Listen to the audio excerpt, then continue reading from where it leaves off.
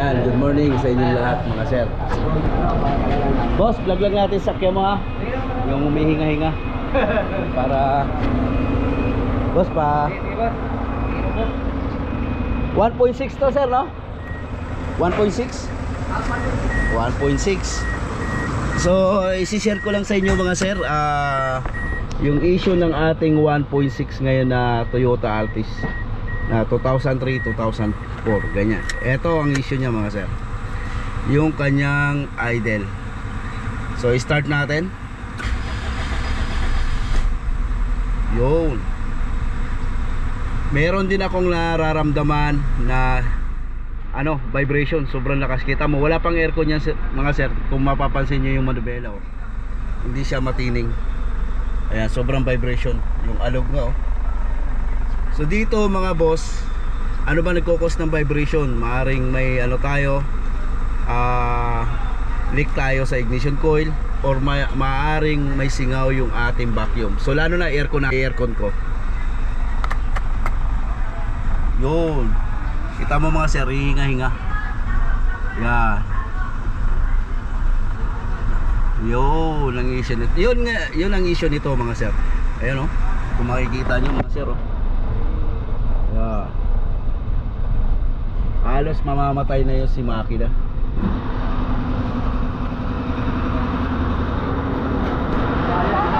Grabing vibration, ano? Yan. Hinga-hinga. So, patay muna natin yung aircon. So, ang unang gagawin natin dito guys, i-leak test natin yung kanyang coil bago tayo pupunta doon sa IECB, no? Idol, leak test mo muna yung ignition coil.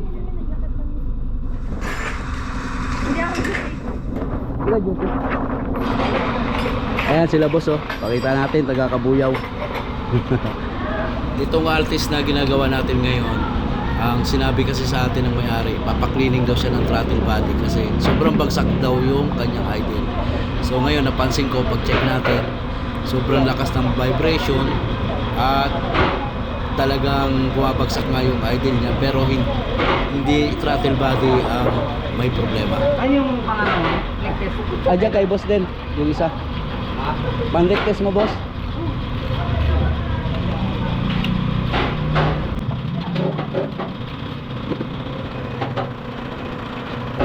Sa pagtitingnan natin dyan, yung mga ventilation hose papuntang intake, pagbutas. Oo. Yun naman, pagkabutas yun, patay ng patay yung makina. Grabe yung vibration, no? Lakas, no? Lakas ng vibration natin. Ito pa, pre. Tungig yun. Ito yung pangligtis ni may waga pangligtis ni boss din na ang cute eh, no?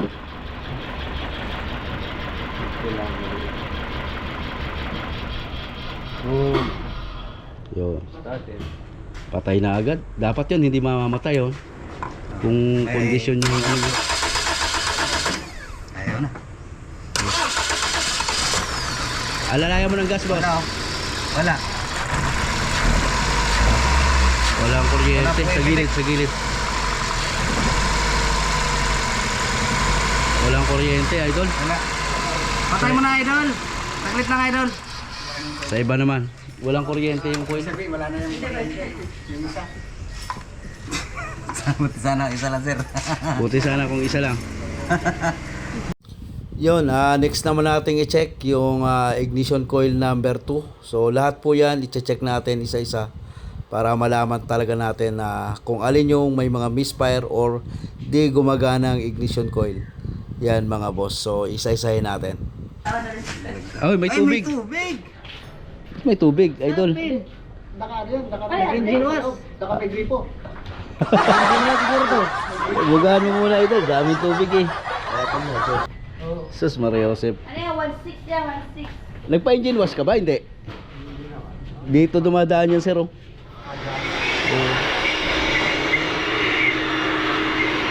Dito, idol.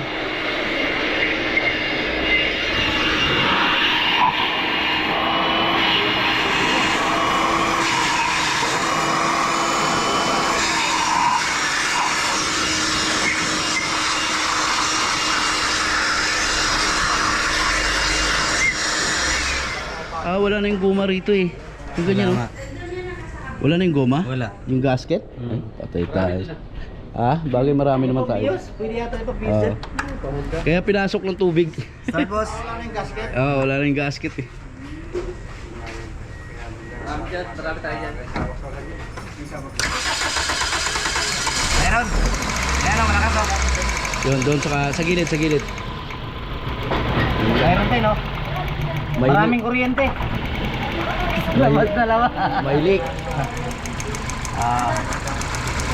Oh, patay. Isa naman, isa naman. Yan, isa-isahin natin yung mga boss. So bago tayo gumalaw sa IECB ni Sir, so dito muna unahin natin kasi nahalata ko sobrang vibration ng kaha.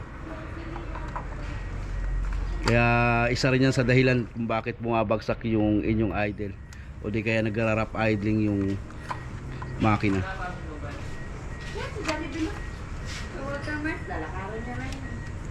Sige idol, start idol. Lapit ah. Wala rin idol oh. Babackfire na yan. Sige.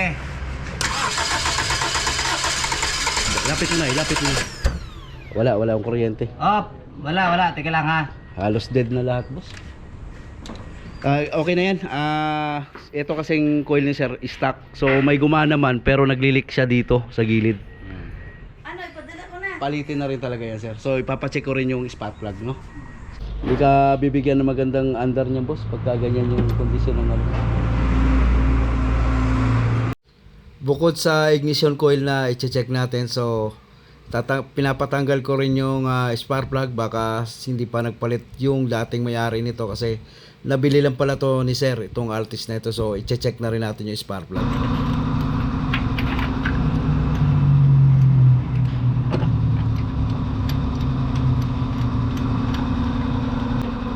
Mukhang walang check up to, boss ah.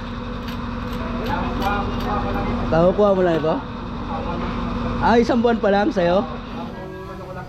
Okay. Hindi ko alam kung istorya niya. Walang maintenance sa'yo, sobrang kapal lang. Ano lang kasi kukuha ko lang. Kaya pa-condition mo na yan. Tubig, tingnan mo, tumutulo yung tubig. Wala ka kasing gasket yung ganito, yung isa. Wala. Spark plug din, ano? Ano naman dyan? Binili namin boss para pag-practice ng anak niya. Okay, sir. Pero maganda ito eh. Talaga kung ano lang kung ano. Bigla lang nagbago kasi siguro dahil natabak-tabak sa ulan. Oo. Hindi ko alam yung istorya na kanya. Oo. Kaya ano. Pero biglang nagbago ka dahil nga siguro nabasa o ano. Ngayon pa lang naglalabasan sabi ko, kahawak pa lang yan eh. Tsaka dead na yun talaga yung ibang coil mo. Coil na parang dalawa no? Wala, meron yung iba, meron mong kuryente, inspire mo lang. Kung saan Saan naman lumalabas? Sa gilid ng coil.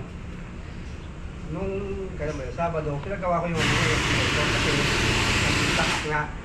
Tapos akala ko, yung lang, yung ano, hindi pa rin nawawala yung ano. Kasi dati, siguro mga 1 month din namin nagamit na, ayun mo yung aircon, tapos bilang nagbago. Ito wala, sabi ko parang gano'n. Mamatay na. Tining umandar yan. Maganda umandar yan, boss, pagka ano. Yung mga Altis na ganito. Sama natin yung brake system niya, ha? Yung mga brake system sa yung mga limit na ito. Sige. Sige. Babae kasi yung anak ko, bata pa, para paggamit ko na Sige po. Pa-check natin lahat yan.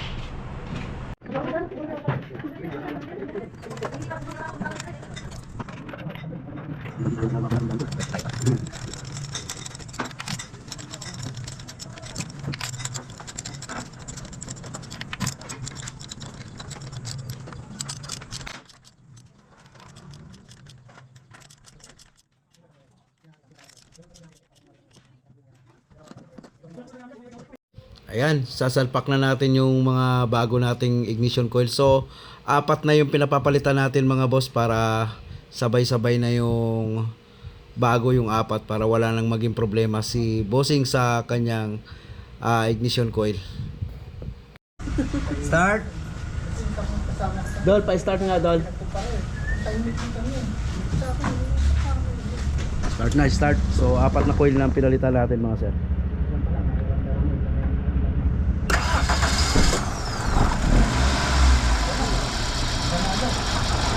ibaon mo ito.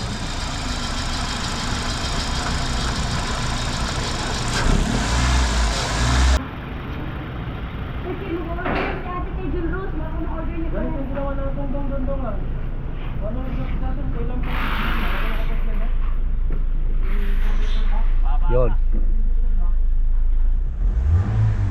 Ayun mga sir, so pinalitan na natin yung 4 na ignition coil ni Bossing dito sa Altis. Kasi ang problema, wala nang kuryente yung 2 coil niya, tapos yung 2 naman sobrang lakas na ng misfire, lumulusot na sa gilid. Ayun, so ngayon aircon na natin. Wala na yung vibration. Sobrang ganda na po. Tingnan natin kung hihingay na. So wala na yung taas baba niya na idling. Ayan. Sobrang stable na. Yan. Walang aircon yan mga boss. So aircon ulit natin. So on ko ulit yung aircon. Yun.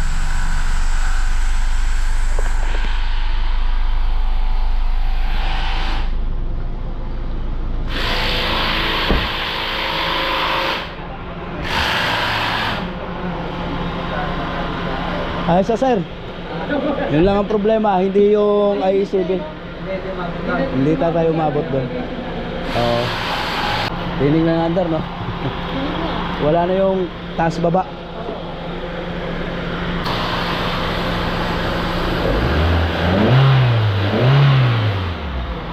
Yan ang under ng Altis. So okay, pangilalim naman tayo, boss.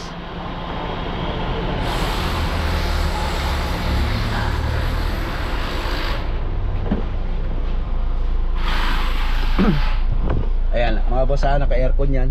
Yan, ganda ng idling na po.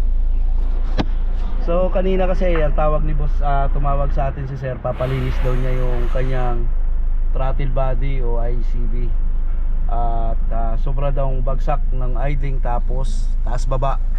So kung iisipin nga naman natin mga boss, parang ICB ang problema, pero hindi po yun ang naging problema dito sa Altis niya.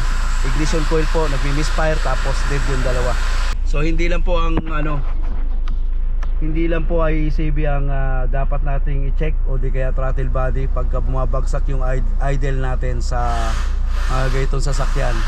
Maaari pong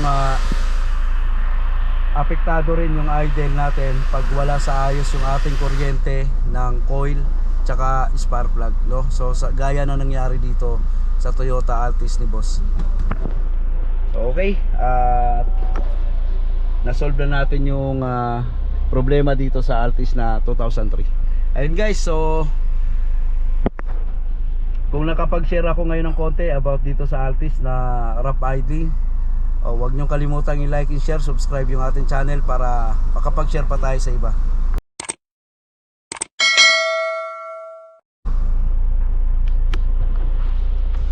Off na natin yung aircon. Okay na. Off ng aircon, tapos balik ulit. Yan. Tapos on ulit natin yung aircon. Yan. So ang ganda na po ng idle ni boss dito sa kanyang Toyota Altis. Yan. Right?